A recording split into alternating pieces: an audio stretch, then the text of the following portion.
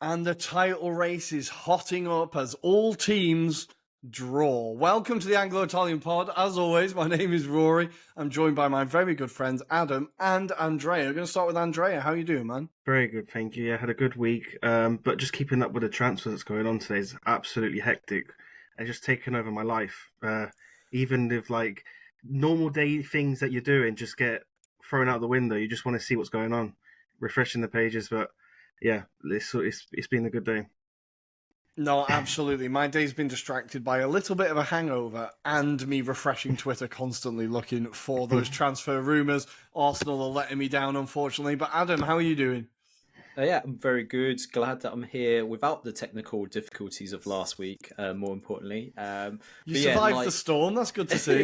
yeah, I'm still here and the room is still here, so it's all good. But yeah, like yourselves, a bit surreal kind of experience for me. I'm not used to having many transfers in January, and we are about to potentially confirm 8th or 9th signing for Wicked Wanderers, which is Wow. absolutely insane. So yeah, as this evening unfolds, I'm still speculating on some more, which is so weird, Rory. But nonetheless, let's crack on with some Serie A action.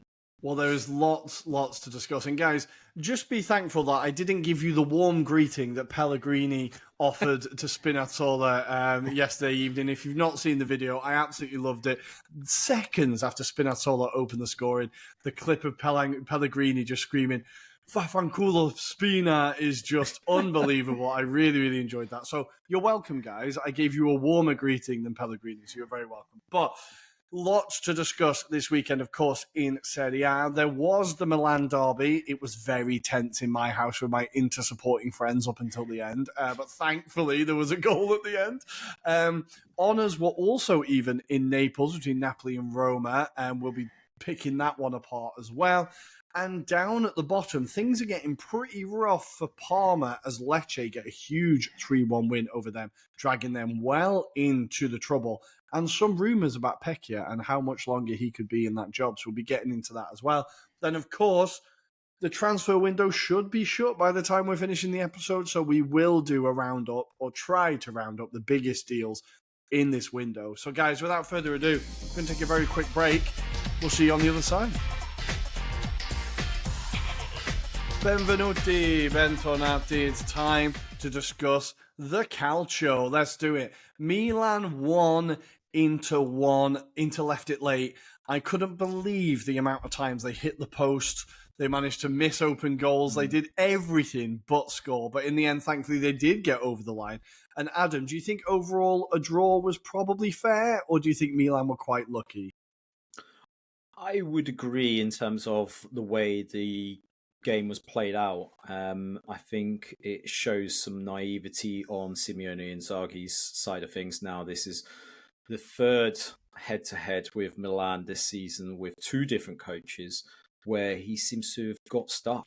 And I think that persistence of playing his formation and his tactics are what's causing this maybe inconsistency in terms of the results at the moment. Because in a game where potentially, if you look at the stats, it tells you a different story, Rory. Actually, when you look at how the game panned out, yes, Inter will feel a bit begrudged in terms of way certain decisions played out, for example, and the unluckiness in terms of hitting the crossbar and the post, as well as having goals ruled out, and potentially a penalty situation as well for Inter's favour. But on the grand scheme of things, I think the problem lies potentially around his trust to his attacking players. You can see it by the substitutions that have been played out, and it needed the freshness of someone like a Zalewski really to really help Inter to actually get results at the end of the day. So I think it highlights a few vulnerabilities about Inter this season, which we know about.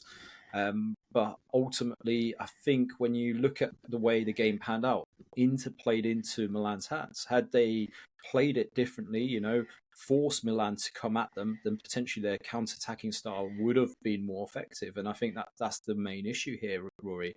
Inzaghi needs to stop having this reliance in terms of controlling games because they do seem like they are scared the moment they go down to a goal, for example. They don't know what to do. They panic. And this isn't the Inter that we've been used to associating in past seasons. They've been so good, even in situations where they go a goal behind. So I don't know, what was your natural reactions when you were watching it? Because for me, it feels like it's a shadow of that Inter side that we saw last season. Yeah, I think, look, my memories of it are a little bit hazy and very, very biased by the company I was in. But I honestly felt that Inter did everything but put the ball in the back of the net. I felt like their general play wasn't too terrible. They were a little bit slow on the ball. I think they could have moved things a little bit quicker, but I think they did basically most things right. It was just that final ball, that final touch. It wasn't getting over the line. Obviously, as you said, 2 goals disallowed, was it? Or 3 goals disallowed, a penalty call?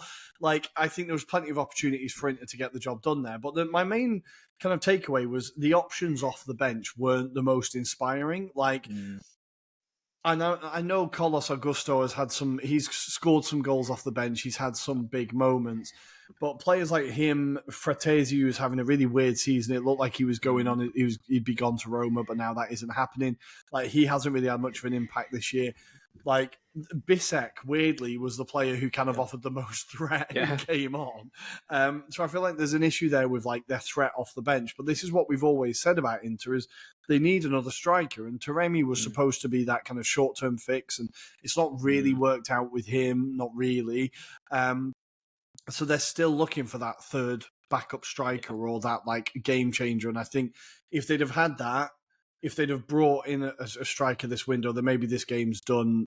They win 2-3-1 because I think they were creating plenty of chances. I couldn't believe the amount of times they hit the bar on the post. So I think kind of Milan kind of rode their luck a bit. But Andrea, I'm going to go to you. It was still an improved performance from Milan. They did get the goal with their one attack, and they remained incredibly disciplined. Like, it was, Conceição was able to get them up for these big games. Yeah, absolutely. Now we're starting to see a pattern that when before Inter used to comfortably beat Milan, now it's Inter can't even get a result against Milan. That's the first point in 3 games. But yeah, again, it goes back to what Adam was saying, and I completely agree with him. Inter had a lot of the ball, but they seemed quite rigid, seemed quite flat. And whereas Milan, you see them take advantage of the little position they had. They were able to use the ball really well, and they took the goal in the end quite well as well, piling midfielders into the box, like giving their all in those situations to grab a goal. And I just felt like that was the key in turning the scoreline in their favour. But ultimately, in the second half, they just tried to hang on to it, and fair play to them that they found it difficult to get control of the game. But their tactic almost worked. Like, look, it was a last-minute goal, so we could have had a different story if they hanged on, saying that, it was a masterclass of a tactic, getting that goal lead and trying to frustrate Inter and on the counter, because there was chances for Milan to secure the win. Chukwueze made a few good runs on the right-hand side as well. So there was opportunities for Milan to, even Kamada had the chance, but there was quite a few chances for Milan to even, like, if they just went the extra step, they could have killed off the game. But ultimately, I think this, even with the Inter chances they had, I think Milan will also go away a bit frustrated, because it was a goal in the end where it wasn't Emerson Royal this time at the back post, leaving the space. It was whose man it was, we don't know. They're probably going to still claim it is Emerson Royal's man. But again, it's a really bad goal to give away. Having Zalewski on the back post, to be able to just to chest it all that time, and then De Vrij could finish. So if it wasn't for that, so I think the game plan worked well. But I just would have loved to have seen a bit more dynamism in the final third when they did have the ball. They did show it a little bit in the first half. It's just the second half they just decided to defend and hang on. Yeah, no, well, you're absolutely right. It was that one lapse in concentration. It's a hell of an assist from Zalewski. Like, that's incredibly, like, very calm, composed. Like, I'm just going to put it right down for you. Like, I think as your first involvement at a new club, that will be remembered for a very long time. So I think it was an exciting, great moment. But you're right. It was that one switch off and that let Inter into the game. But Adam, is there an issue, like, and we'll go back to it, I suppose, but is there an issue now that Conceição needs to be able to get these players up for the games that they're supposed to win, right? It's the games against Parma. Okay, they won it in the end, but Jesus Christ. Like, he's clearly got a bit of an issue of getting them up for the games where they have to take control. A bit like Amorim at United, maybe, where they have to take control and the pressure is on them. He doesn't really seem to be able to get it done.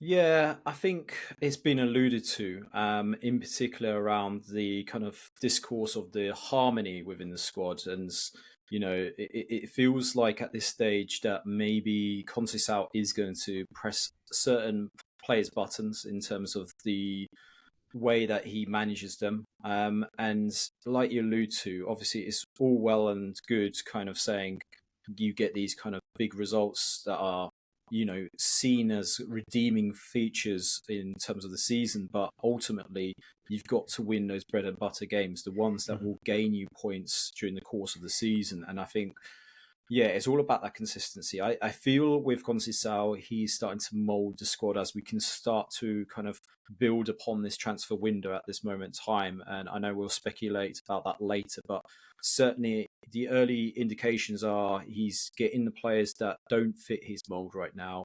And going forward, it feels like there is some momentum going forward with the players that he wants to bring into the club and potentially buy into it. But I totally agree that in terms of his impact so far, it has been flattering to deceive. He gets certain results, but against those games or teams that he should be getting a lot more points out of, or potentially maybe better kind of returns, they haven't been great. And that's something of a learning curve for Conceição, I think, at the same time. So, yeah, they should be doing better ultimately, Rory. But I'm going to hold out and not pass judgment until maybe he's had the summer to work with the squad and the players that he wants. And I'm not going to judge it because I think the whole season's pretty much been a write-off for Milan anyway. No, I think you're absolutely right. They kind of know that this was more for pride than anything like this game, if you know what I mean. There's not really much on the line. But I think the rumours here are that he's falling out with a lot of people in the background and the players really aren't. There's a lot of players that are not enjoying his management style. So, and we can see by how busy they've been today that he's not happy with the people in the building either. So he's trying desperately to replace a lot of them. But let's go to Inter, I suppose. And Andrea, we kind of alluded to it a little bit. Inzaghi's record against Milan has kind of dissipated a little bit. It was, they got the 6 in a row, right? They beat them 6 times in a row, the first team to do it. What do you think has changed where this dynamic has changed? Is it Inzaghi not taking risks? Has he been found out in these big games? What do you think the difference is? Yeah, I think it's not taking risks, and I think we see that with substitutions, not trusting the attacking players he has at his disposal. At the end of the day, if they don't work out for him, he has the right to then be like, look, we need to buy something in January to bolster this squad because the players I'm bringing on aren't doing it for me. But at the same time, if you're not bringing them on, then you're going to raise the question why you're not bringing them on, because you're essentially subbing defenders off, which is not going to change a game where you're dominating possession and creating chances. Having said that as well, there's also quite a few players that have dropped off. I think, in particular, Chanaloglu, like we've been raving about him lots in the pod over the year, and he got hooked off as well. So there's quite a few players that aren't really stepping up. I thought Barella was a bit quiet in the second half as well. I think a lot of question marks on certain key players in that team, but essentially that final third, you've got to change it up when it's not working. You have to have someone on there that you could have brought on and maybe change it. Again, we're seeing Thuram go back to his kind of shell again, where he's not making those runs out wide. He's kind of stuck in the middle, and I think the gameplay is quite predictable in the end. And we've kind of seen the chances that Inter had all kind of came from their wing backs. So if you take away those wing backs, which Milan did quite cleverly in that first half, you kind of take away their strong asset, and the chances are there. And I think, like you said, Rory, like once they go like a goal down, or Adam, I think you both said it, but once they go a goal down, they hesitate because they have this thing of like they feel like they can control games, but when it's out of their hands, that's when they're so vulnerable, and that's where Inzaghi's got to try and fix that vulnerability because they're gonna drop more points coming into next games if they're not gonna be able to switch it up. And like I said, at the end of the day, you can't stick to the same tactic throughout. Like you've got to change it up in certain games. Sometimes it just doesn't work. Sometimes you're creating chances, but you're missing that final piece to go over the line. So that's the question marks I'd give. And yeah, so Inzaghi's got a lot of thinking to do because again, it's not really good enough. They should be beating Milan with the quality they have and the experience they have and everything about them. So Yeah, I think it is kind of fascinating that he let. Now I know we've laughed at Arnautovic and the fact that he's still at the club and like a viable attacking option. But it is interesting that he left both him and Taremi on the bench and didn't think of switching it up a little bit. Like Taremi is a bit more of a physical presence than Lautaro or Thuram maybe, especially when Thuram's game is so pace driven and so dependent on him being able to beat a man later on in the game. Maybe he loses that a bit. You can bring on someone who can hold the ball up. I think it is interesting that he didn't bring them on, and as you said, it doesn't scream trust in your attacking options, does it? And then for them to not do anything today, I thought they might move something and bring in someone today, but it doesn't seem like they're really. Well, there's like an hour left, so they best hurry up. But yeah, it's kind of disappointing, I suppose. But Adam, for the title race, obviously we'll get on to the next result and why Inter have been quite fortunate. But this could have been quite a big slip up. Is this we've been kind of waiting for the moment for Inter to announce themselves? This was an opportunity for them to do that, and they didn't. Is this a huge missed opportunity? Not necessarily. I think they're fortunate in the fact that they've got a game in hand, so they'll be level with Napoli. Having said that, obviously going into that evening, I think a lot of the Inter fan base were pretty much conceding that maybe the title had been lost at that point, and were totally expecting Napoli to take advantage of Roma, which we'll allude to in a moment. But I mean, in the grand scheme of things, this is one of those games that is not going to be guaranteed 3 points. I think that's the thing that people have got to get over their heads. This was a tough match, and there's going to be plenty more opportunities. I think what doesn't work as favourably, Rory, in this kind of whole scenario is that Inter have got far more games than Napoli have in terms of the season. They've got Champions League to contend with, and I think it's very difficult for them to kind of juggle the priorities, but also to keep the game, in terms of the squad fresh. But ultimately, I think this all goes down to the way that Inzaghi is managing the situation. I think it was already alluded to early in the season that he worked them too hard in pre-season. They looked tired. Some of the players were picking up injuries very early on. And I think the problem is this feels like it's going to be a really long season again for this Inter squad. And by the signs of it anyway, Rory, it doesn't feel like Inter going to add too many more before this kind of window shuts. So in terms of freshness and bringing maybe someone that could maybe have an impetus in terms of the season, I think it's going to prove very difficult for Inter to maintain back-to-back Scudettos. But I think they will run Napoli as close as they can. I just feel like this moment in time, maybe this squad doesn't extend itself to really help with the fixture list, but also to apply that pressure on Napoli, and Napoli are firmly in the driving seat for me. Yeah, no, I think you're absolutely right. And Andrea, I'm going to give you the last talking point here. I can't believe it's taken us this long to talk about it. Kyle Walker made his debut in the Milan derby. Unbelievable. What a game to make your debut in. I did think it was I know Emerson Royale is terrible, but it was a very ballsy move to throw him in into a huge game, I thought that I kind of gaslit my Inter supporting friends. I was like, oh, get ready for this. Kyle Walker's been terrible. You're going to absolutely have joy down that wing. He actually played pretty well, though. I think he equipped himself and showed some real experience and came up with some big blocks, some big moments for the Milan defence, right? Yeah, I was impressed. In particular as well, his kind of pace to his game kind of suits Serie A, so it kind of elevates his game a bit more again, because I think in the Premier League, you could kind of see he was exposed with the pace. But I also was quite impressed with his leadership, like commanding talking to his defenders, even alongside Tomori. I thought they could struck up a nice little partnership between their defence with him there, kind of with his experience. At the end of the day, look, he's won everything with Man City, so he can only bring that positivity and that leadership that he would have got from there to this Milan team, who, by the way, Tomori was going to get pushed out, Pavlic was going to be pushed out, so that defence was already all over the place in terms of mentally. So he was able to rally them up and make sure they were in place. But so that's another thing as well. So I do think he showed really positive signs for, like I said, a hard game, the opening game, the Milan derby. You can't get any harder than that, and he done well. And I think it's positive signs going into the next games, but it looks like it could be a good signing for their push for the European places.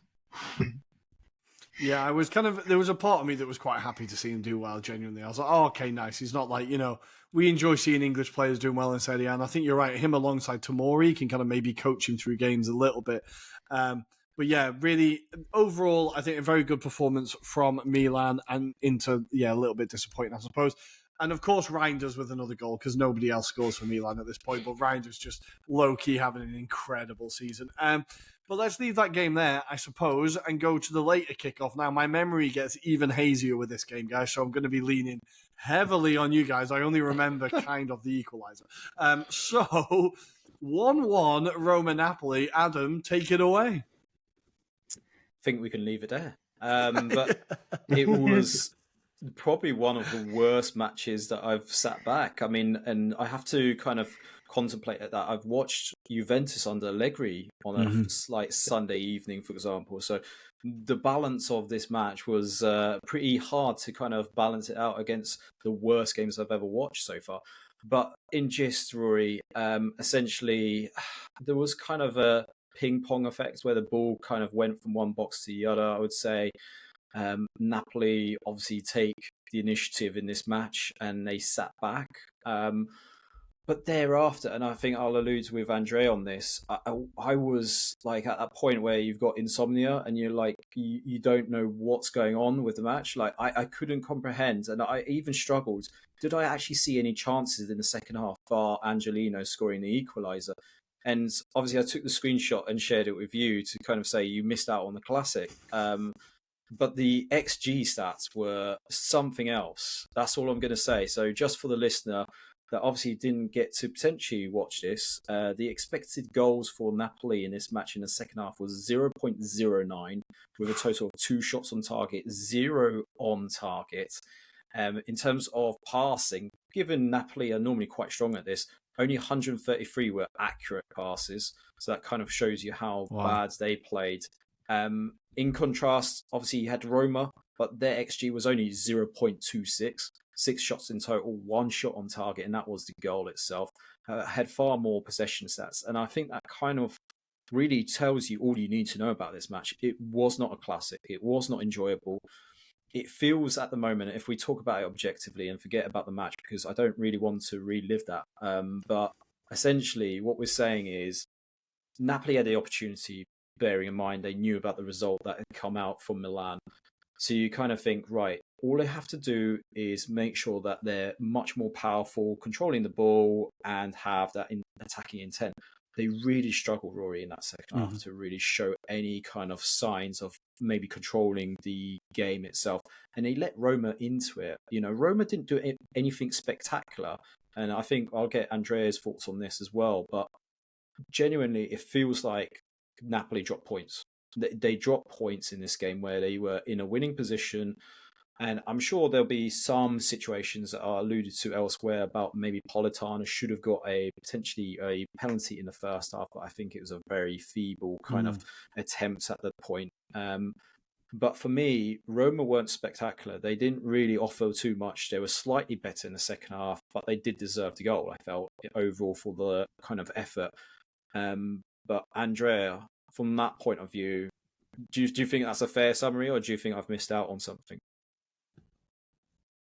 No, I think you summed up in the first words you said, to be honest, anyway. But, I completely agree. And I just found the performance by Napoli, especially in that second half, a bit arrogant, that they were going to get over the line with the one goal. I just felt like they didn't bother with, trying to create chances.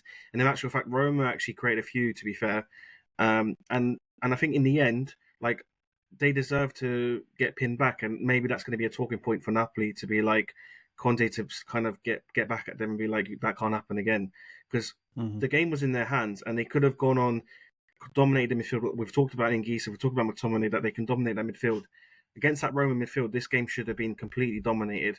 But they just let Roma kind of slowly get into the game and then eventually got punished at the last minute. And to Roma's extent, I think that at the end of the day, they didn't play too well, but they still kept trying. And they were worthy of the goal in the end. And I think Napoli on their side, it's a big points dropped. But yeah, that second half in particular, like, you can't waste those games away. We talked about this in the early season of Napoli. that they were riding their luck, and that game was like that similar pattern again, where they just thought, yeah, we've got the one goal. Roma aren't the greatest. We can ride it out, and you can't against any team. Any moment there's a goal. Out of all the people, Angelino scores a banger like that. Like how? But it's football. It's football, and it's you've got to be prepared. And he took it well, and yeah, and then Napoli have dropped the points. But again, fair play to Roma. I was quite impressed, to be fair, as well with Sule again. I think interesting to see how he does, because he started to look a bit better in that game. Not the level he was at Frosinone, for example, but he's an exciting player on this day, and I think yes, a lot of them were better. And again, Roma's goal they conceded was a mistake by the goalkeeper at the end of the day. It wasn't even it was a complete mistake by the goalkeeper. So in the end, Roma could have came away with even a clean sheet and maybe have nicked it at the end with the goal. So yeah, a dreadful game, but Roma will take it. Well, this is when the kind of, because we've obviously been praising Conte about, they just get the job done, right? They get that one goal that gets the job done. They get that one goal, until you don't get the one goal, right? And then all of a sudden the whole view on it changes. You need to be able to kill games off, right? And is this where Conte's philosophy of not really, like, just getting the job done and nothing more? Like, Adam, is this where it kind of comes and bites you in the arse? Like, where he can be a little bit bolder and be like, no, go and get that second and third goal, and then we can rotate everyone on the 70th minute. Like, I think I had this argument earlier in the season where there is a lack of game management from Conte in terms of just doing something different, where, it's perceived that maybe they're controlling the game. They don't try and change the philosophy. It is very much a Conte style of football, isn't it, really, where he likes to grind out a result when it's 1-0. He feels that's the best way to win a game. And unfortunately, on this occasion, it was a bit fortuitous in terms of the goal, like Andrea alluded to. I'd even forgotten about the fact that Sfila had run out of his goal so far out and Spinazzola had scored that goal. But to that point, I just feel this is the problem with Conte, is he's very one-dimensional in some respects in terms of the way that he wants to play his football. And unfortunately, he gets caught out. Now, he did allude to it post-match in terms of maybe it's a compliment, the way that Roma celebrated the kind of draw, essentially, by getting that equaliser. And he said his team are having to get used to the fact that, teams are going to be like that, set up in such a way. But I think he's flattering to deceive in terms of those comments, because actually, it covered off what was pretty a poor performance from a Napoli perspective. I felt, Scott McTominay, when he did have those kind of bursts of runs and he had shots, the shots looked quite wayward, Anguissa didn't really get involved as much in this particular game. Romelu Lukaku really did struggle to get himself, like, being the focal point in this match. And I think that goes to show you, maybe also Conte, a bit like the Inzaghi point, he doesn't necessarily trust those players behind him. We didn't see the introductions of, let's say, Raspadori or, Diego Simeone, for example. These are players that played a crucial part under Spalletti during that Napoli period as well. And yet we haven't really seen the best of them. But again, I do feel that, and we'll allude to it later, but Napoli, in terms of that transfer window, we were expecting a few additions to come in at this point. But when you're replacing Kvaratskhelia with Philip Billing, I think that's all you need to know about how this window's panned out for Napoli and Conte. And I suspect behind the scenes, maybe Conte isn't very happy with this business. Yeah, well, we'll get on to the mad replacement they've brought in for Kvaratskhelia that I really didn't see coming. But I do just have to mention it, because every time he's on the pitch, I have to mention it. Shomorodov getting his annual month in Serie A to play a couple of games. Like, it's good to see Ranieri carrying on some Roma traditions. So it's good to see him. Still waiting for him to get his, like, random goal-scoring streak that he has every year. He gets 2 or 3 in a row, and then you don't see him for a year. But I'm excited about that. And we did see Wrench in the Roma team. Obviously, looks like Celik is off. I think he was heading to Fulham. I don't know if that was finalised. But Wrench taking his place was quite interesting. And as we said, Angelino with a hell of a finish at the end of that game. It was a really beautiful goal. Angelino is a player I like. Technically, he's very, very good. He's just not very consistent. But technically, he's very, very good. So a big point for Roma, I think, overall. Another one in, like, we can compete with the big boys. But for Napoli, unfortunately, just could not get the job done. funny little thing here, FOTMob have Juan Jesus as player of the match, which there must be a glitch or something. I don't know how that's figured it out, but we'll take it. Let's move to the next game and let's talk about Lecce 3, Parma 1, or Parma 1, Lecce 3, should I say.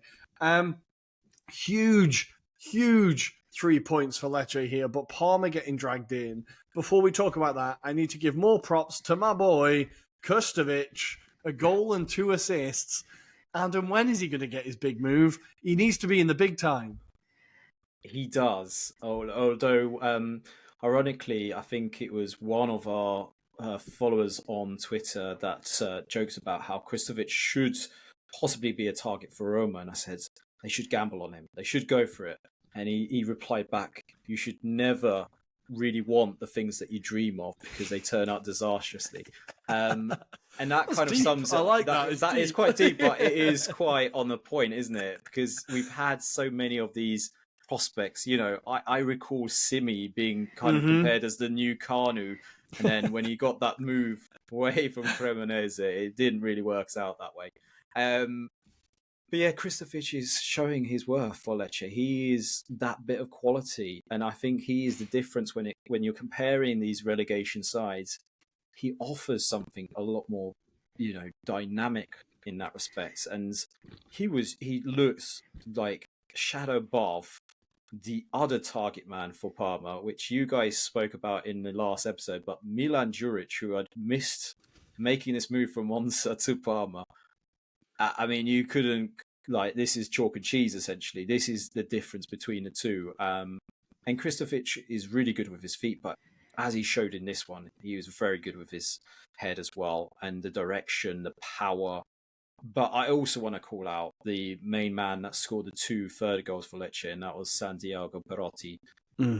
On individual basis, the dribbles, the runs, he looks like a hell of a prospect. Again, Gianpaolo is getting something out of this kind of Lecce side. We were worried about them a few weeks back, but it seems like they're playing a really distinct kind of style of football at the moment. And this despite, Rory, they're still selling players like Dorgu, for example, but they're still seamlessly being able to kind of carry on as if nothing's happened, really. And, it goes to show you, I was even looking at their side prior to this game, and you can see the amount of injuries that they've got in their squad. You're talking about some key players for them right now.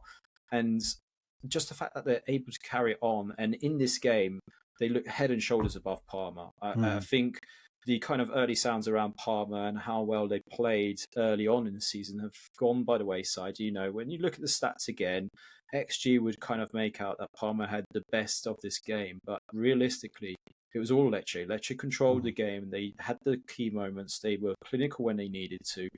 And unfortunately, this is the difference where I fear for Pecha. I feel fear for Parma, because I'd love Parma to stay up, but I think it's more nostalgically from my younger years that I want Parma to stay up rather than this side, because at the moment, they're not showing enough quality, Rory, and I do fear for them. I think, they've been dragged into the relegation zone now. I do worry whether other teams will get the kind of one up on them in terms of the qualities that they got within the squad. But it wasn't a great game for Parma's perspective and a great result for Lecce in that respect, Rory. Yeah, no, I think there's a kind of... I think it's just experience at the end of the day. Lecce have got quite an experienced team here. There's a few players there, like Baschedotto's played in the league for a number of years. Ramadani has been in the league for a long time. Falcone's been in the league for a long time. There's a lot of players there that have been here before. They've survived. They keep staying up every single year. And there's a little bit of grit in there. I feel like with Parma, they've got quite a young team. A lot of them are new to the league. And you learn the lessons quite quickly. And there's always that weird thing of the first time you play the teams as a team that have come up, they're not quite sure how to deal with you. So maybe you surprise a few teams. But then by the time the second fixture comes around, they've scouted you, they've figured you out, and you need to adapt. Otherwise, and I think Parma have just been found out a little bit with this style, because they try to play attractive football. They try and play, quick counter-attacking football. And I think some teams have just figured them out a bit now. And with that lack of experience, it means that when they go one goal down, it tends to be 2, 3, 4, because well, Suzuki seems to be there for decoration only, really. I don't think he's really functioning as a goalkeeper at the moment. So I think there is that. It felt to me like there was a team that were comfortable in their skins and knew exactly what the assignment was. And there was a team there that just really, really panicked. Like, Andrea, do you think, obviously, Pecchia is kind of quite an inexperienced coach in Serie A as well. Like, do you think he's he's able to turn this round and keep them up? It's a tough one because it's what it's been alluded to. Like, they don't have the quality of players with the Serie A experience to help them stay up as well. But it's just the games get gone like really quickly in those games. They lose the game just like that, like a snap of the finger, and that's the worry. And it's continued for such a while now. Like, this isn't the first time we've talked about them losing games like that quick. They've the signings in the January transfer window again. Like, they've signed a couple of young players who might have potential. They might do something, but is it enough? No. And you've got Juric, who, like, not to be funny, but like, he doesn't really suit the fast kind of approach that Parma plays. So I don't get the signing. So then you question. You've got obviously now an hour left. They're probably not going to do anything else. Is the squad enough? Is there enough depth? Is there enough in that? And that's the other question. And then also you look at the sub bench as well. Even the selections are the questions there. Alvarez is in sub, Bonnie's in sub. Like, maybe they've been linked to transfers away that their heads have gone a little bit. Bonnie at the start was a bit. So I don't know. They've got to try and bring those players back into the team and get them rolling. There's a lot of question marks, and they haven't got enough time to think about it. And he's been changing the team constantly every week, which doesn't help either. It's never really the same lineup. So I think the big worry is trying to find a consistency in the team they select and obviously get the best out of what he has. And I don't know if Pecchia is the man to actually get that best out of those players. And because of that, it is worrisome. Like, the football can be great, but that's one thing. It's all about the game management. It's all about those big games. Like a game today against Lecce, the game against Lecce, for example. I know Lecce are a good team, but you're a home. You've got to put a better effort than that. You can't lose like that. It's not acceptable. It's not good enough if you want to stay up in this league. So it's big questions. But unfortunately, I don't think he's been backed enough, and I think that might be the final blow that might see them tumble down a bit more in the league.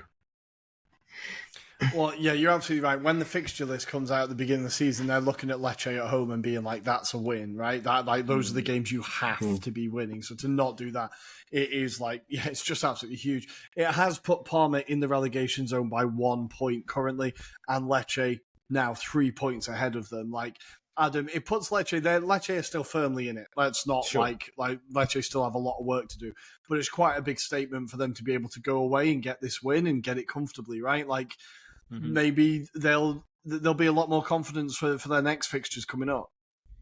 I think so. When you look at the grand scheme of their fixture list, with the exception of the previous game against Calgary, where they lost away at Calgary, they obviously had a home game against Inter, which they're not expected to win that. But you look at the next few fixtures, Lecce at home to Bologna, then away to Monza, which feels like a big game in itself. And then at home to Udinese, another team that's been struggling for consistency.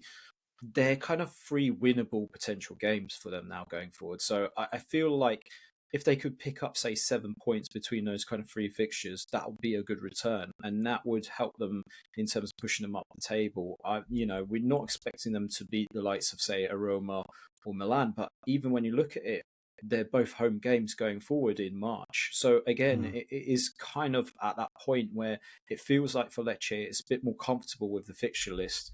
But you're right to allude to the fact that they're still firmly in it, as are a lot of the other teams around them. So I think the thing is, with the bottom mix, it is very up and down in terms of where clubs lie. 1 week Como can get a result, but then after 2 defeats, they're back in it. So I think you're going to find this for the duration of this next part of the season, that we're going to find clubs kind of yo-yo between those positions right now. And I suppose it just goes to show you that there is a bit of a gulf between the top half and the bottom half. And at the moment, the teams at the bottom are really just looking for some consistency against the teams that they should win in theory. So Yeah, Lecce's still firmly in it, but I think when I'm looking at it, Rory, the quality that we've already alluded to, I think they've got enough to stay up. And that's the difference. They've got a great goalkeeper in Falcone. As you mentioned, Ramadani, for example, in defensive duties alongside the likes of Gilbert. They've got the experience. They know what to do. And, Kristovic is a big person to have up top. So for me, I think they've got all the fundamentals. It'd be nice if they could add an additional one. I did see that they were linked with a Tottenham youngster on loan, which was still being persevered, which was hilarious for us. But otherwise, yeah, I think Lecce should be safe for this season. Yeah, the table's looking quite interesting. As I said, all those teams, like 13th to 20th, all very, very close. And then you've got Genoa and Torino in their own little mini league, and then you've got the top 10. It's just a clear separation in terms of quality. But yeah, it does leave Parma in a bit of a sticky situation. But, we're happy for Lecce, even if I have to whisper that because the girlfriend's next door.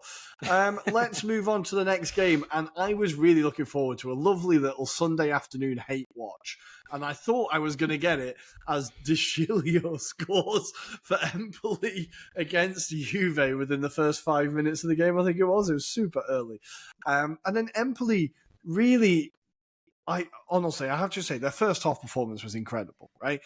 But then the whole time I was like, guys, you need to stop running and you need to calm down a little bit because you can't sustain this for 90 minutes. It's just not possible. And then the second half, they were absolutely exhausted and Juve came back into the game. Juve did eventually win 4-1.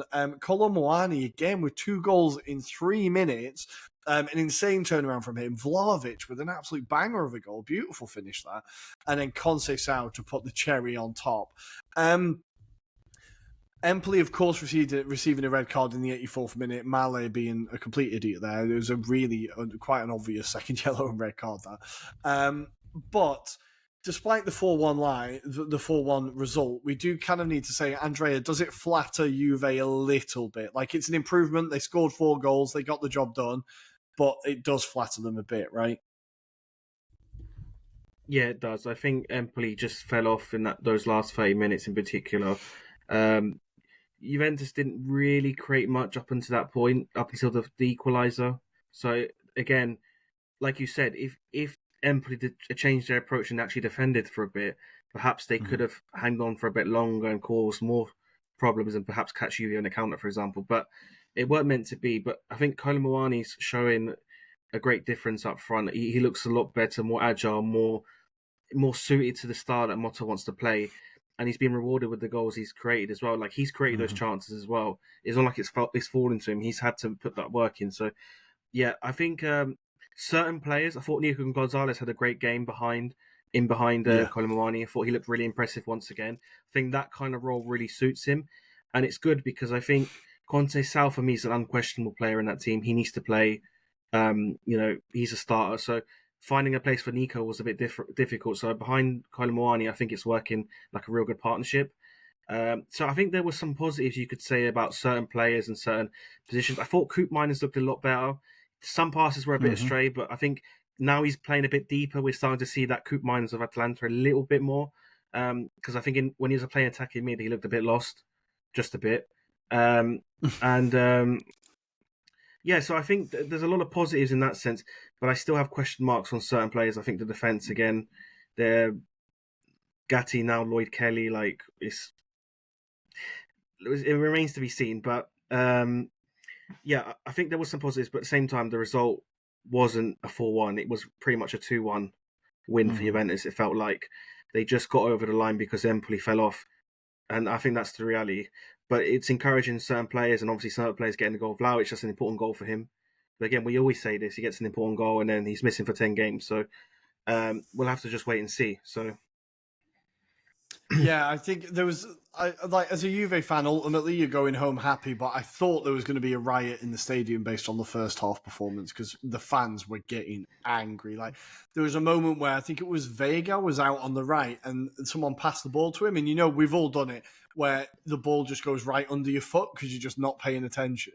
And the ball just went straight under his foot and straight out, and the whole stadium were like, ah! And I was like, they're honestly going to set the place on fire if they don't wake up. So I think Motta really did get into him at halftime, and they were much better. But I also think Empoli just ran themselves into the ground. I also think, and there's only a little bit of propaganda here, but I think Angelino going off injured for Empoli as well was massive because he was really busy in that midfield. He was winning the ball a lot. He was really key at winning that, like getting a little bit of a foothold in the game for Empoli. I think that was a big moment for them. But yeah, I also liked Kakache on the left. I haven't really seen him that much. I haven't paid much attention to him, but I thought he played quite well in this.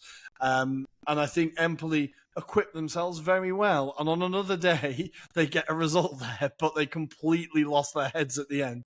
But Adam, this is kind of what we've seen from Empoli, right? They've shown flashes of brilliance and then just kind of fade after a while. Yeah. I do allude to the fact that this is the Roberto De Versa effect as well, because they've had a great start to the campaign and then suddenly it kind of peters out essentially, and now they're finding themselves maybe in a more natural habitat of being kind of perennial strugglers essentially.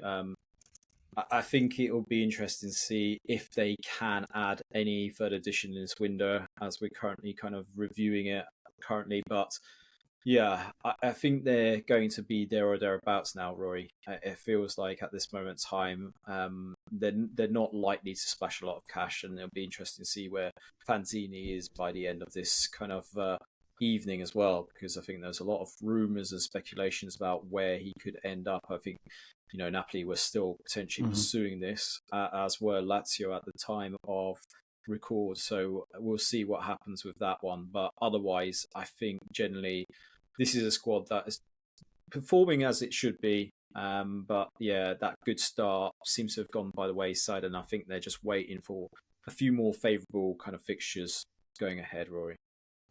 Very nice. Well, yeah, a good result for Juve overall. Empoli still in the battle, but there's a lot of players in that team I really do like. Let's move on to the other games we wanted to talk about. I've obviously lost it on the running order now, like whatever we have as a running order. But the other games, Udinese 3, Venezia 2, 5 goals in the second half. Adam, your boy Luca, it looks like he's not going to get the move this window, but maybe he's still winning a lot of fans. He is. I'm still kind of beating that drum, as you alluded to on last week's pod. I genuinely feel that there is something about him that could potentially be, at a bigger club, I think, eventually. There was a lot of talks about Roma in this window, even the potential of maybe moving to Milan. It hasn't happened, but you can see there's something about him. Obviously, he had those kind of words of wisdom from Luca Toni to kind of step up and maybe be similar to him in terms of his career path. Because again, his path was very late when it came to being someone that was more recognised as a talismanic kind of man. I would not be surprised if that eventually happens. But for now, all he has to do is concentrate on his own individual game. And I think he's proving it. He's being clinical when he needs to be. He's proving to be that bit of quality as well for Udinese. Because I think if you pull him out of that squad, I don't know if they scored many goals. And I know they scored 3 on this occasion. And it's probably helpful that they're playing Venezia in that respect. But I genuinely would say that you struggle, even when they've had other strikers, the likes of Alexis Sanchez, for example, Tuvan, for example, as well. They haven't really sparked that same kind of clinical aspect in front of goal. So, yeah, I think this is something that Udinese have to tread very carefully. But they have got Feste Ebusele back from his loan spell from Watford. So we will see if he adds that little bit of dynamism for Udinese in the second half of the season. I really hope we get to see him in Serie A. He's such an exciting player, and I'm going to try and pick him up on Fantasy Calcio because I really, really want him. That finish from Luca was a finish that only Luca could do, and you can only do that when you're 6'7". Like the way his leg gets up is absolutely insane. It was a really well taken goal. But yes, we do have to talk about very quickly Venezia's goalkeeper, Jesse Yaranen, is absolutely atrocious.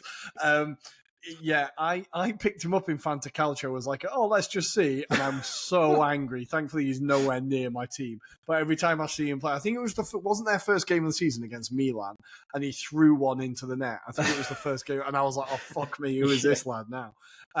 He's absolutely not the strongest goalkeeper, unfortunately. But yeah, Venezia keep making a fight of it, but ultimately losing. So I don't know. Their games are entertaining to watch. There's lots of goals, but they will lose. Yeah. And then finally, Andrea, I can't believe it's taken this long. That Moise Kean goal, I do just have to say, I saw it retweeted by an Everton fan going, no, that's just Moise Kean's first touch. Like, he's not done anything there. But it was a hell of a goal, that. What a finish. Yeah, it was a great goal. And it looked planned. I want to back it and say it looked planned, but yeah, maybe it was a bad touch. I don't know. No, I think... But I think that instinct play he's got a lot better with his instinct when it comes to getting the ball. So I think it looked really good, and another good performance in that first kind of moments. But yeah, great goal. I feel like he's one of those strikers that struggles when he has time to think. If he has time to, just don't give him time to think. When he has to just not think, he does really well. It was a beautiful bloody finish. And a big win, really. Genoa have been pretty decent this year. Like, Fiorentina struggling a bit, but it's good to get another comfortable home win, and Goodmanson again. I wouldn't say it was comfortable, though. I think the first two goals were... Fiorentina were on top for the first two goals, but as soon as that went in, they just dropped. And Genoa, it was all Genoa really from the moment Fiorentina scored the second goal. So that's another disappointing thing that we're seeing now. We're turning into like Allegri, and it's horrible. So I don't know when Palladino's going to take the mask off and reveal it, but it's not. I know Genoa have been good, and I agree with you. They've been good. They've had some good results, but you're at home. You're 2-0 up. Surely the instinct is to get the third and get the job done, but to sit back, and at one point I was embarrassed because we have four fullbacks on the pitch, two in their actual positions and two out wide, left wing, right wing, against Genoa at home. Yeah, that says it all. That's like next minute Terracciano would have gone up front. I don't know what was going to happen. Like, yeah. So I'm a bit worried. I'm a bit worried about that. Like, yes, you win these games, but it's not sustainable. It's not. You can't really continue that. So we'll have to see. But with the new signings, perhaps there's a bit more dynamism in the team now. So we'll see. But if the football wasn't aesthetically pleasing, at least the shirt was. That is a hell of a shirt from Fiorentina. Banger. Absolute banger. I assume you've already got it ordered on DHgate, right? I was waiting for you guys to order it. Yeah, no, it is don't nice. Worry, yeah, don't worry. It will be getting ordered. It will be getting orders. Yeah, can't miss out. We're all gonna have to wear it one week. It's gonna have to be done. Yeah. Deal. Absolutely decided. Well, so that was all of the results this weekend. Basically, let me very quickly run through the other games. I think that was most of them, wasn't it, guys? Let me go. I need to go Atalanta, back. possibly. We also had Lazio have just beaten Cagliari 2-1, winning goal from Castellanos there. Away as well. That's a pretty big result for Lazio, who've been struggling of late. Atalanta, of course, drew 1-1 with Torino. That was a pretty terrible game as well, to be fair. Marapan with a goal and Jim City scoring for Atalanta there. And Bologna beat Como 2-0. Who got the goals there? Di Silvestri and Fabian Dominguez again catching the eye in that performance from what I saw. And Verona with a huge win at Monza, 1-0 win through an own goal. Nothing's going right for Monza at the moment, but Verona take it. And of course, as we go to the transfer section, Verona may be making an appearance. Who knows? But guys, that was the Serie A weekend this week. So we're going to take a very quick break. And when we come back, we're going to talk all things Calcio Mercato. Welcome back, and it's time to discuss all things Calcio Mercato. And we're going to start off by throwing in one transfer each that we think is a good bit of business, and one transfer each that we think is a bad bit of business, as well, of course, talking about Belotti going to Benfica. Absolutely mental. But Adam, first, let's get the bad news out of the way first, then we can go for the good news. Which signing this winter do you think was not a good idea and why? Explain yourself. Yes, so I'm going to go with Casadei, who obviously of Chelsea ilk found himself at Torino for the fee of 12 million euros, which I think is a real big gamble given, there's been a lot of hype around Cesare and what he could do, but actually he hasn't really shown that in his kind of brief kind of appearances for Chelsea. He had the loan spell at Leicester City. A lot was expected that maybe under Maresca he'd potentially push on, but it hasn't really come to the forefront. There's been a lot of speculation that maybe he would go to Lazio as well at the same time. But I think this is a lot of money for Torino to spend on a player that ultimately is a young Italian prospect, but we haven't really seen what he can do. It could go one of two ways, but I think it's a big gamble, Rory, given we don't actually know what he's good at. And that's the fundamentals why I've picked this to be potentially a dud here. I just don't know what he contributes to Torino's season, so that's my choice. What about you, Rory? Well, I want to just very quickly say Torino have quietly had a very busy day. They've brought in Casadei, they've brought in Biraghi, they've brought in Elmas on loan from Leipzig. I think they've done some clever business. I think they're kind of obviously trying to, they're fully backing Vanoli and being like, no, this is like, you can build your squad a bit more.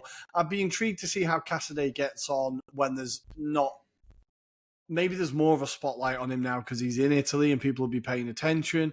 I don't know, but I think it's kind of the right level of club that he could kind of take his time and thrive a little bit. I think there is a player there, obviously, but he's moved a lot for a player that young. He's not really stayed anywhere for a long time. So maybe staying somewhere could do him the world of good. But I can see why you might think, I think Leicester fans weren't particularly upset to see him go either, if you know what I mean. So I think he's not really impressed anywhere. Andrea, your transfer that you think was a bad idea?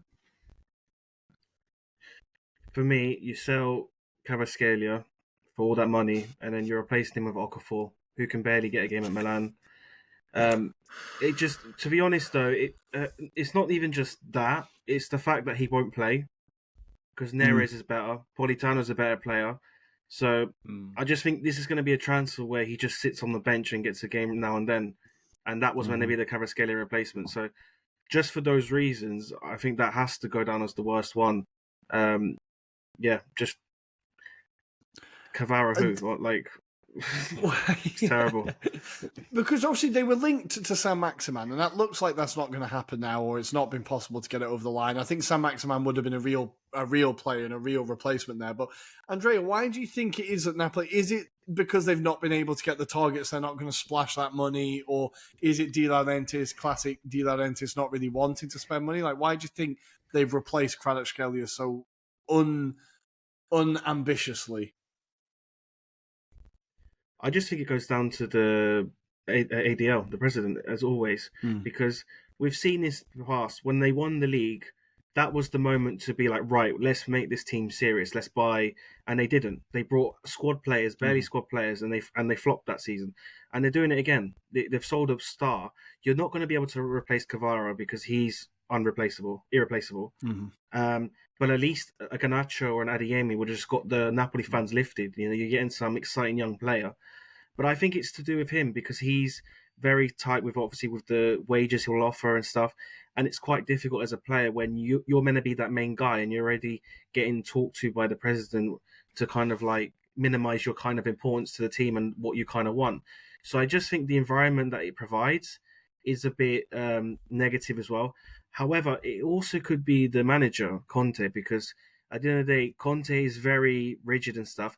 Perhaps players like Garnacho and Adeyemi express themselves and they're very attacking players. Maybe they see that and they don't perhaps feel like they'll be able to express themselves as they could at another team. So I think it could be a bit of two, but I do think, I've always said this about ADL, that it's one of those where the longer he's there, Napoli will never go for that big target and go over the line. So it's just settling.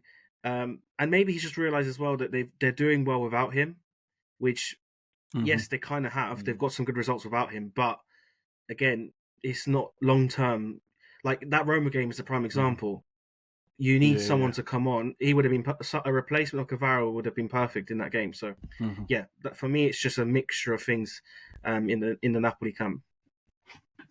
Yeah, when you think of all the huge moments that Cavada provides in those games that are close and in those, the 1-0 wins or when you're struggling and not playing well, not having someone who's able to do that is going to be a big miss for them. I think my bad signing that I'm going to put forward, and I'm not trying to be an edgelord, but I genuinely believe that this guy is living off a potential that I've never really seen fulfilled. Joao Felix to Milan, I think, has got disaster written all over it. I honestly think it's going to be a couple of performances where he does a nice little back heel and people are like, oh, look how good he is. But actually it results in like 3 goals and 2 assists and they've spent quite a lot of money bringing him in, paying his wages. I just think it's a luxury signing with a team that he's like a decoration for a team that are already very good. I think Joao Felix, he's not someone you bring into a team that's struggling. He's someone, top of the table. We want to show off a bit. Let's bring on Joao Felix and he'll entertain the crowd. I don't think he's going to be very functionally very good for Milan. Again, we talked about Casadei not really settled anywhere. Joao Felix in the last 5 years has played for 5 clubs, I would say. He's never anywhere for very long because the managers don't like him. Do you remember he was like flavour of the month for a month at Chelsea and then never played again? The same happened at Barca. They never played again. I just feel like Milan have been drawn in to by his tractor beam or whatever, and I think this is going to be like Chelsea will be desperate to try and sell him at the end of the year, and I don't think Milan will be impressed. But I'm happy to be proven wrong. Let's go for our. Well, I don't know. Anybody disagree with me? I'm not just going to show anyone. Anyone excited about Joao Felix coming into the league? I think he will have a good spell for a month, and then that's when it will die off eventually. So I agree with your sentiments. I think we just need to go back to Adam's one at the end of the season and see if he was right, because I think that's such a controversial one. Because I think the opposite, to be fair. No, but everyone has their opinion. Yeah. I'm not saying it's the way you argued it is justified. Yeah, I'm just saying that because that is such a great. That's one where you think you wouldn't have thought, one of the first ones you would have thought is a bad signing. So if you get it right, all praise to you. But that one, I definitely want to bring it back. We'll see if that happens. Andrea, I've had egg on my face many a time, so I'll carry it on if it happens. No, it's not for that reason. It's honestly because it's such a interesting take. It's a very interesting take. So it'd be interesting to see how it goes. Well, there's one player we're going to be keeping a very close eye on for the rest of the season, I imagine. But let's go to our good business. Let's go to the deals that have impressed us. Andrea, I'm going to go to you first this time. A deal that you are bloody delighted with and not Fagioli to Fiorentina? I tried my best to not be biased. I looked at everywhere. I looked at all the teams in Serie A. I'll give some honourable mentions first. But this one that was already done was Caprile, and we talked about him before. Mm-hmm. Very clever signing for Cagliari. Mm-hmm. I also am a big fan of Diao. I think at Como, very, very good one, positive. But for me, I look at Zaniolo at Fiorentina. There's a player there, and if he gets it out, I know it's controversial. I know. No, he was gonna be my bad one, honestly. I know. I don't. I'm not surprised. Yeah. But it's. I get a feeling a bit like Moise Kean again when we signed him. A lot of people doubted it, but I just think he's got a point to prove. Yes, but I think he's got a bit of a free roam in the team. I think he'll have opportunities. But my only worry, of course, is the injuries. And obviously, there are a few question marks, but attitude, But I don't know. I have a positive feeling it's going to work out well. But at the end of the day, though, if it was the whole window, I would have chose Caprile. I just think that's yeah. But I think there are some obvious ones though, which you guys might suggest. I'll go back to it if you don't suggest it. But that was the one I'd say. Nice. Well, I love the optimism with Zaniolo because I just looked at that and was like, bloody hell, people keep falling for it. I don't know how he keeps getting moves. He's barely done anything at Atalanta and it's just incredible. But I hope he does well for you. I genuinely do because I would like to see him find a home and be successful somewhere. But I remember, because they swapped him for Nainggolan, right? He was part of the Nainggolan deal with Inter. Yeah. Was that it? Yes. And people were like, oh my correct, God, Inter are giving away this crazy prospect.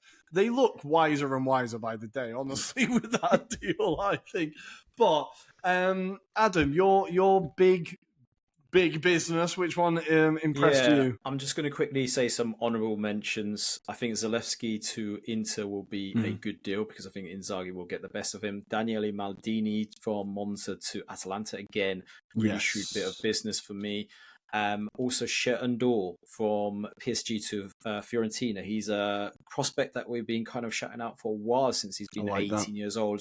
I think there could be an interesting kind of transition from him in the next few seasons. Not necessarily this season, but I think he's one for the future, so keep an eye out on him. But the one I'm going to go for is Kasper Ubanski, who's not had much game time at Bologna. I think Italiano doesn't really fancy him. He's got a loan spell at Monza. The right kind of caliber of player that adds a bit of quality, has a bit of dynamism to his games, scores goals, creates things. I think that could be such a great impetus for Monza's season. Obviously, there's the likes of Castrovilli that's also gone to Monza. I just think that's a really clever bit of business. But if it's not for this season, that certainly gives opportunities for Ubanski to potentially be snapped up in the summer. So I think it will do him the world of good. So for me, Ubanski, that's a really good, clever bit of business by Monza. I love that. He's a player I've been excited about for a while, and I've been waiting for him to get his opportunity. So fingers crossed he'll be getting his opportunities this season because I got him in Fantacalcio. He's straight into my starting lineup. Come on, Casper, please. The deal that I'm going to talk about, and I think it is due to be formalised. Last time I checked, it was basically finalised. And I'm going to talk about Bondo going from Monza to Milan. Doesn't even have to move house. I love those transfers. But I think this is a very clever bit of business. And obviously, Benacer hasn't been the same since the injury. And, I'm genuinely upset about that because he's such a good player. But bringing in Bondo to replace him, I think is just really efficient. Getting that job done. Bondo's a player that was far too good for Monza. We know that he's been standing out for a while, and he'll perform that role in midfield really well. Runs forever, wins his tackles, decent passing range. I think it's a very clever little pickup from a team that, you can pick them apart now because they're probably not going to be in Serie A for much longer. So I think Milan acted nice and quickly. I think that's a really, really clever deal there. I've just got to talk about some confusing deals before we finish. Obviously, Kelly to Juventus is the headline one that everyone is kind of baffled by. But can someone, maybe Andrea, you can explain to me, Sotil to Milan? What the friggin' hell is happening? Oh, that's a terrible one. That is a terrible one. That's got its own category. That's not even the worst one. That's just like what the hell? What the hell signing? No, I don't get it. Again, if they're frustrated with Leao not doing anything in the final third, wait till they see Sotil. I've done 4 years of this shit, so I'm enjoying. I can't wait to see how bad it is with him. Look, he's got pace. That's it. But again, I just don't get when they've got players like Okafor, who's a better player, and they're getting rid of him. I don't know. I don't get it. It's just not going to end well. No, I'm excited to see that one. Obviously, Kelly to Juventus is the other one. And of course, Adam, before we leave, we have to talk about Belotti. He's got his big move.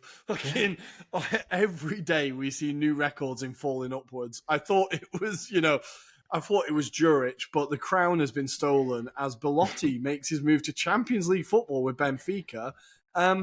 Incredible. He's got a great agent, hasn't he? He's got a fantastic agent. I was joking with you offline before Andrea joined us. I don't recall him scoring any goals. I had to look it up. 2 goals this season in 19 appearances. Where's he got 19 appearances from? I haven't seen him play at all for Como, and somehow his magic's 19 appearances. I don't know what's happened there. He's got a fantastic agent. I need him. I need that guy because he clearly can make things happen. We can host Match of the Day if we get that guy. Exactly. We could be on the Athletic for all we know. They must be the same company. I think it's called Make-A-Wish Foundation. No, I'm not sure what it's called. But incredible business. I think post Torino, he's probably not even got 10 goals, Belotti, honestly. I think since he left Torino, he's probably not even got 10 goals. It's just incredible. So fair play to him. I hope you smash it because, It'd be great to see him doing well in Portugal. It'd be so funny.